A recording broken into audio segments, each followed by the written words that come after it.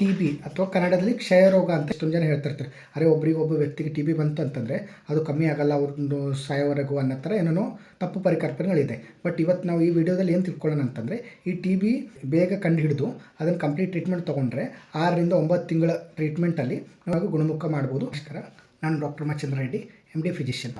ಕ್ಷಯರೋಗ ಅಥವಾ T B ಅಂದರೆ ಏನು ಅಂತಂದರೆ, ಇದು ಒಂದು ಬ್ಯಾಕ್ಟೀರಿಯಾ ಅಂತಂದರೆ ಮೈಕೋಬ್ಯಾಕ್ಟೀರಿಯಂ ಟ್ಯೂಬರ್ಕ್ಯುಲೋಸಿಸ್ ಅಂತ ಒಂದು ಬ್ಯಾಕ್ಟೀರಿಯಿಂದ ಹರಡುವ ಒಂದು ಸಾಂಕ್ರಾಮಿಕ ರೋಗ. ಇದು ಮೇನಾಗಿ ಜಾಸ್ತಿ ಅಂತಂದರೆ ನಮ್ಮದು ಲಂಗ್ಸ್ ಅಂತ ಹೇಳ್ತೇವೆ, ಏನು ಶ್ವಾಸಕೋಶದ ಇದು ಇರುತ್ತಲ್ಲ ಅದರಲ್ಲಿ ಲಂಗ್ಸ್ ಅಂತ ಭಾಗಕ್ಕೆ ಜಾಸ್ತಿ ಎಫೆಕ್ಟ್ ಮಾಡುತ್ತೆ.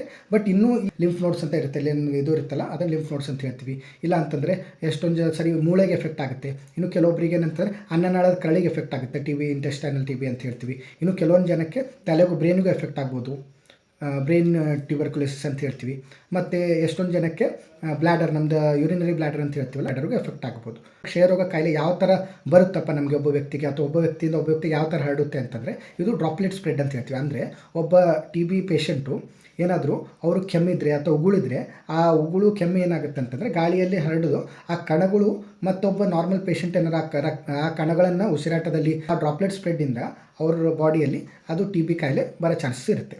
ಆದರೆ ಈ ಅವ್ರ ಜೊತೆ ಜಸ್ಟ್ ನಾರ್ಮಲಾಗಿ ಎಲ್ಲ ನಾರ್ಮಲ್ ಟಿ ಬಿ ಟ್ರೀಟ್ಮೆಂಟ್ ತೊಗೊಂಡಿರೋ ಪೇಷಂಟ್ ಜೊತೆ ಇರೋದ್ರಿಂದ ನಮಗೆ ಟಿ ಬಿ ಸ್ಪ್ರೆಡ್ ಆಗೋಲ್ಲ. But active T B patients ಏನಿರ್ತಾರಲ್ಲ, ಅವ್ರು ಯಾವಾಗ ಕೆಮ್ಮಿದಾಗ ಅಥವಾ ಉಗುಳಿದಾಗ ಆ ಉಗುಳು ಕಣಗಳು ಏನಿರ್ತಲ್ಲ ಇನ್ಫೆಕ್ಟೆಡ್, ಅದು ಟಿ ಬಿ ಕಣಗಳು, ಉಗುಳಿನ ಕಣಗಳು ಅವೇನಾದ್ರು ನಾರ್ಮಲ್ ವ್ಯಕ್ತಿ ತೊಗೊಂಡಾಗ ಅದರಿಂದ ಅವರಿಗೆ ಟಿ ಬಿ ಬರೋ ಚಾನ್ಸಸ್ ಇರುತ್ತೆ. ಹೆಂಗೆ ಕಂಡುಹಿಡಬೇಕಪ್ಪ, ಏನು ಸಿಂಪ್ಟಮ್ಸ್ ಇರುತ್ತೆ ಅದನ್ನು ಯಾವಾಗ ಕೆಮ್ಮು ಮತ್ತು ಕಫ 2 ವಾರಕ್ಕಿಂತ ಹೆಚ್ಚಿದ್ದು ಅದು ಕಮ್ಮಿ ಆಗ್ತಾಯಿಲ್ಲ ಅಥವಾ ಕೆಮ್ಮಿದ್ರಾಗ ಉಗುಳು ಏನಾದ್ರು ಬರ್ತಾಯಿದೆ ಅಂತಂದರೆ ಅಂಥ ಪೇಷಂಟು ಅವರಿಗೆ ಇದು ಟಿ ಬಿ ಸಿಂಪ್ಟಮ್ ಆಗಿರ್ಬೋದು ಅಂತ ಹೇಳ್ತೀವಿ. ಮತ್ತೇನಂತಂದರೆ ಒಬ್ಬ ವ್ಯಕ್ತಿಗೆ ಜ್ವರ ಬರ್ತಾಯಿದೆ ಜಾಸ್ತಿ ಅಂತಂದರೆ, ರಾತ್ರಿ ಟೈಮಲ್ಲಿ ಜ್ವರ ಬರ್ತಿದೆ, ಬೆವರ್ತಾ ಇದ್ದಾರೆ ರಾತ್ರಿ ಟೈಮಲ್ಲಿ, ಆ ಜ್ವರ ನಾರ್ಮಲ್ ಟ್ರೀಟ್ಮೆಂಟ್ ತೊಗೊಂಡ್ರೆ ಕಡಿಮೆ ಆಗ್ತಾಯಿಲ್ಲ, 2 ವಾರಕ್ಕಿಂತ ಜಾಸ್ತಿ ಆ ಜ್ವರ ಇದೆ ಅಂತಂದರೆ ಅಂಥವ್ರದ್ದು ಅದು ಸಿಂಪ್ಟಮ್ಸ್ ಇರ್ಬೋದು. ಇನ್ನು ಕೆಲವೊಬ್ಬರಿಗೆ ಏನಂತಂದರೆ ತೂಕ ಕಮ್ಮಿ ಆಗಿರ್ಬೋದು, ಕೆಲವೊಬ್ಬರಿಗೆ ಹಸಿವೆ ಆಗಲಾರ್ದೇ ಇರುತ್ತೆ. ಅವ್ರಿದು ಕಾಮನ್ನಾಗಿ ಏನು ಗೈಡ್ಲೈನ್ಸ್ ಇದೆ ಅಂತಂದರೆ, ಯಾವುದೋ ಒಂದು ವ್ಯಕ್ತಿಗೆ ಕಫ ವಿತ್ ಕೆಮ್ಮು ವಿತ್ ಕಫ ಬಲ್ಗಮ್ ಅಂತ ಏನು ಹೇಳ್ತೀವಲ್ಲ ಅದು 2 ವಾರಕ್ಕಿಂತ ಹೆಚ್ಚಿದ್ರೆ ಅಂಥ ಪೇಷಂಟಿಗೆ ಡೆಫಿನೆಟ್ಲಿ ನಾವು ಕಫ ಟೆಸ್ಟು, ಟಿ ಬಿ ಟೆಸ್ಟ್ ಮಾಡಿಸ್ಬೇಕು ಅಂತ ಇದೆ ಗೈಡ್ಲೈನ್ಸ್ ಪ್ರಕಾರ. ಸೊ ಏನೇನು ಟೆಸ್ಟ್ ಮಾಡ್ತಾರಪ್ಪ ಟಿ ಬಿ ಟೆಸ್ಟಿಗೆ ಅಂತಂದರೆ, ಮುಖ್ಯವಾಗಿ ಏನಂತಂದರೆ ಉಗುಳು ಟೆಸ್ಟ್ ಅಂದರೆ ಸ್ಪುಟಮ್ ಟೆಸ್ಟ್ ಅಂತ ಏನು ಹೇಳ್ತೀವಲ್ಲ ಅದನ್ನು ನಮ್ಮದು ಸ್ಪುಟಮ್ ಸಿಬಿನ್ಯಾಟ್ ಅಥವಾ ಟ್ರೂನ್ಯಾಟ್ ಟೆಸ್ಟು, ಮತ್ತು ಅದು ಬಿಟ್ಟರೆ ಸ್ಪುಟಮ್ ಕಲ್ಚರ್ ಅಂತಲೂ ತೊಗೋತಾರೆ. ಮತ್ತು ಇದು ಬಿಟ್ಟರೆ ಇನ್ನು ಬೇರೆ ಟೆಸ್ಟ್ ಅಂತಾರೆ ಜೀನ್ ಎಕ್ಸ್ಪರ್ಟ್ ಅಂತ ಟೆಸ್ಟ್ ಮಾಡ್ತಾರೆ. ಇದು ಬಲ್ಗಮಲ್ಲಿ ಟೆಸ್ಟ್ ಬರಲಿಲ್ಲ ಅಂದರೆ ಅವರಿಗೆ ಎಕ್ಸ್ರೇದಲ್ಲಿ ಮಾಡ್ಕೊಳ್ಳೋಕೆ ಹೇಳಿರ್ತೀವಿ. ಎಕ್ಸ್ರೇದಲ್ಲೂ ಚೇಂಜಸ್ ಟಿ ಬಿ ಥರ ಲಕ್ಷಣಗಳು ಏನಾದ್ರು ಕಾಣಿಸಿದರೆ ಅದನ್ನು ನೋಡ್ಕೋಬೋದು. ಇನ್ನು ಕೆಲವೊಬ್ಬರಿಗೆ ಇದು ಎರಡರಲ್ಲೂ ಸ್ವಲ್ಪ ಡೌಟ್ ಇತ್ತು ಅಥವಾ ಏನಾದರೂ ಇದು ಇದ್ದರೆ ಅವರಿಗೆ ಇದು ಲಂಗ್ಸ್ CT ಸ್ಕ್ಯಾನ್ ಅಂತ ಮಾಡ್ತೀವಿ. ಮತ್ತು ಕೆಲವೊಬ್ಬರಿಗೆ ಬೇರೆ ಟಿ ಬಿ ಇದ್ದರೆ ಅಂತಂದರೆ ಸಿಟಿ ಅಬ್ಡಮನ್, ಇದು ಹೊಟ್ಟೆದ ಟಿ ಬಿ ಏನಾರು ಇದ್ದರೆ ಅದನ್ನು ಡಿಟೆಕ್ಟ್ ಮಾಡೋಕ್ಕೆ CT ಸ್ಕ್ಯಾನ್ ಹೊಟ್ಟೆದು ಮಾಡಿಸೋ ಅವಶ್ಯಕತೆ ಬರ್ಬೋದು.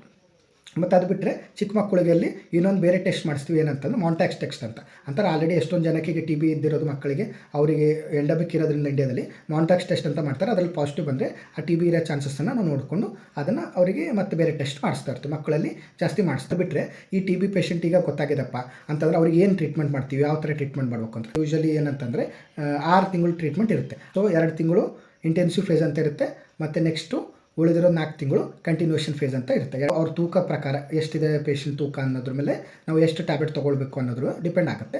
ಸಾಮಾನ್ಯವಾಗಿ 6ರಿಂದ 9 ತಿಂಗಳ ಗಂಟ ಟ್ರೀಟ್ಮೆಂಟ್ ತೊಗೊಳ್ಬೇಕಾಗಿರುತ್ತೆ. ಕಂಪ್ಲೀಟಾಗಿ ನಾವೇನೋ ಟ್ರೀಟ್ಮೆಂಟ್ ತೊಗೊಂಡ್ರೆ ಕರೆಕ್ಟಾಗಿ ಗೋಳಿಗೆ ಮಿಸ್ ಮಾಡಲಾರ್ದೆ ಮತ್ತು ಕರೆಕ್ಟು ಟ್ಯಾಬ್ಲೆಟ್ಸ್ ಎಷ್ಟು ಹೇಳಿದ್ರು ಅಷ್ಟು ತೂಕ ಪ್ರಕಾರ ಕರೆಕ್ಟಾಗಿ ತೊಗೊಂಡ್ರೆ ಆ ಸಿಂಪ್ಟಮ್ಸ್ ಕಮ್ಮಿ ಆಗುತ್ತೆ. ಈ ಟಿ ಬಿ ಬರಲಾರ್ದಂಗೆ ನಾವು ಹೆಂಗೆ ತಡೆಗಟ್ಬೋದಪ್ಪ ಅಂತ ಪ್ರಿವೆನ್ಷನ್ ಯಾವ ಥರ ಮಾಡಬೇಕು ಅನ್ನೋದ್ರ ಬಗ್ಗೆ ಕೇಳ್ತಾರೆ.